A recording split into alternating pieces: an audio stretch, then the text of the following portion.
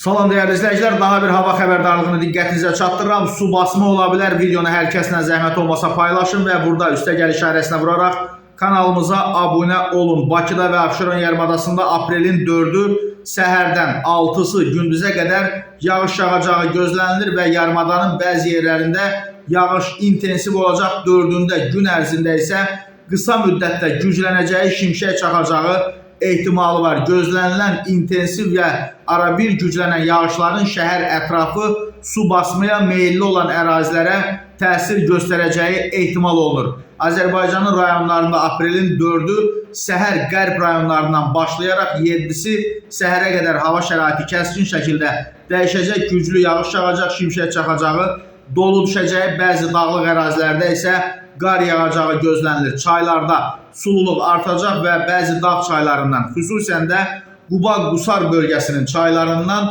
qısa müddətli daşqın və sel keçəcəyi istisna olunmur. Dəyərli izləyicilər, qeyd edək ki, aprel ayının birinci 10 günlüyündə, yəni ayın 10-una qədər ölkə ərazisində hava şəraiti dəyişkən olacaq və fasilələrlə yağıntı yağacaq.